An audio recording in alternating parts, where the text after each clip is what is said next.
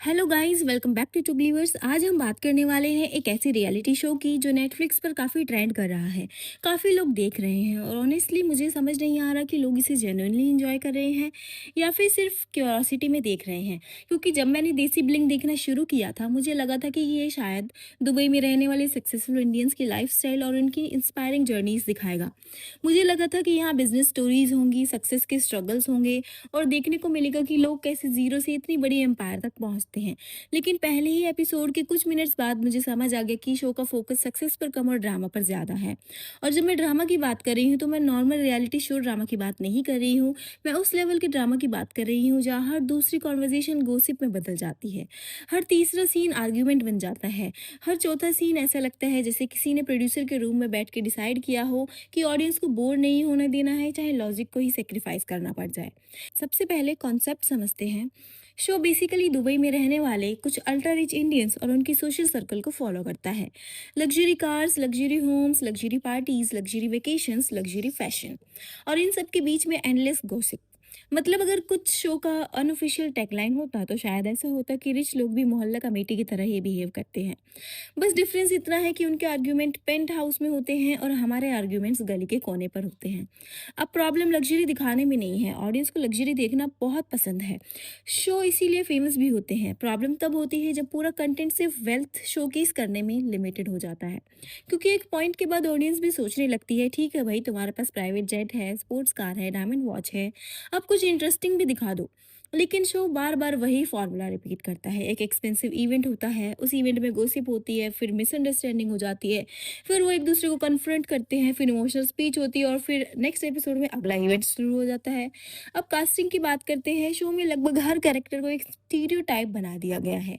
एक बंदा है जो हर सिचुएशन में लीडर बनना चाहता है, एक है जो हर कॉन्वर्जेशन में अपनी अचीवमेंट्स मेंशन करेगा, एक कैरेक्टर ऐसा है जो हर वक्त एडवाइस मूड में रहता है, चाहे एडवाइस किसी ने मांगी हो या ना मांगी हो।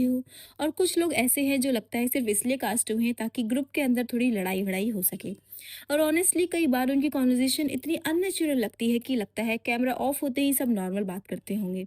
रियलिटी शो की सबसे बड़ी स्ट्रेंथ ऑथेंटिसिटी ही होती है, लेकिन यह ऑथेंटिसिटी सबसे कम नजर आती है। अब रिलेशनशिप की बात करते हैं। शो में कुछ कपल्स भी हैं जिनके पर्सनल इश्यूज रिपीटेडली स्क्रीन पर दिखाए जाते हैं और यहाँ मुझे सबसे ज्यादा ऑकवर्ड फील हुआ, क्योंकि कई बार ऐसा लगता है कि रिलेशनशिप सॉल्व करने से ज़्यादा उसको पब्लिक एंटरटेनमेंट बनाना इंपॉर्टेंट है, क्योंकि तभी तो व्यूज़ आएंगे।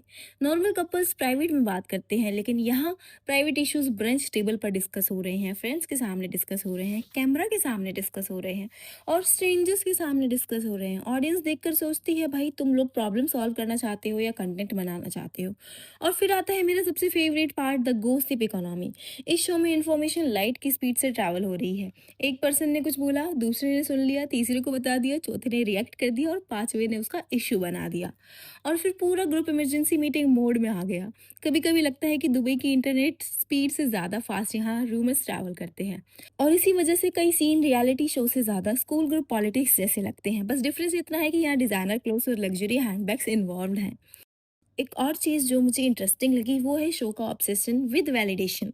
हर किसी को प्रूव करना है कि वो सक्सेसफुल है, हर किसी को दिखाना है कि भाई मेरा लाइफस्टाइल सबसे बेस्ट है, हर किसी को प्रूव करना है कि उसका सोशल स्टेटस सबसे हाई है। और ये कंपटीशन इतना ऑब्वियस हो जाता है कि कभी कभी एक्चुअल कॉन्वर्जेशन भी नेटवर्किंग इवेंट जैसे लगने लगती हैं, जहाँ लोग बात कम कर रहे हैं और इमेज मैनेजमेंट ज़्यादा। और फिर आते हैं सेलिब्रिटी अपीयरेंसेस। कभी कोई सेलिब्रिटी आ जाता है, कभी कोई आ जाता है, कभी फेमस एथलीट आ जाता है, कभी कोई गेस्टर आ जाता है। और ऑनेस्टली कई बार लगता है कि इन कैमियोज का पर्पस स्टोरी को इम्प्रूव करना नहीं है बल्कि अटेंशन ग्रैब करना है, जिससे प्रोड्यूसर्स ने सोचा हो ड्रामा थोड़ा स्लो हो रहा है, जल्दी से किसी सेलिब्रिटी को बुलाओ। अब ओवरऑल शो बोरिंग है? नहीं, बिल्कुल नहीं। एक्चुअली प्रॉब्लम यही है, शो बोरिंग नहीं है, शो एंटरटेनिंग है, लेकिन कई बार अनइंटेंशनल रीजंस की वजह से एंटरटेनिंग है। आप देखते हो और सोचते हो ये सीरियसली हो रहा है क्या, और फिर क्यूरियोसिटी में एक और एपिसोड देख लेते हो। और शायद इस वजह से शो ट्रेंड भी कर रहा है, क्योंकि ऑडियंस को लग्जरी पसंद है, ऑडियंस को गॉसिप पसंद है, ऑडियंस को ड्रामा पसंद है और देसी ब्लिंग इन तीनों चीज़ों का फुल पैकेज प्रोवाइड करता है। बस अगर ऑथेंटिसिटी एक्सपेक्ट कर रहे हो तो एक्सपेक्टेशन थोड़ी कंट्रोल में रखना। अगर आपको ग्लैमरस लाइफस्टाइल, लग्जरी पार्टीज और रियलिटी शो ड्रामा पसंद है तो आप इंजॉय कर सकते हो, लेकिन अगर आप जेन्युइनली इंस्पायरिंग स्टोरीज और रियल बिजनेस जर्नीज देखना चाहते हो तो शायद ये शो आपके लिए नहीं है। मेरे लिए पर्सनली ये शो एक सोशल एक्सपेरिमेंट जैसा लगा, एक ऐसा एक्सपेरिमेंट जो प्रूव करता है कि पैसा सब कुछ खरीद सकता है, लेकिन इंटरेस्टिंग पर्सनैलिटीज़ नहीं। और कैमरा के सामने रिच होना और जेन्युइनली एंटरटेनिंग होना दोनों चीज़ें अलग हैं।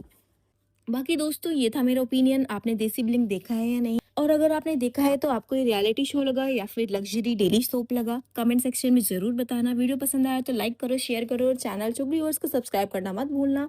मिलते हैं आपसे नेक्स्ट गॉसिप, कंट्रोवर्सी और एंटरटेनमेंट ब्रेकडाउन के साथ। Till then bye bye.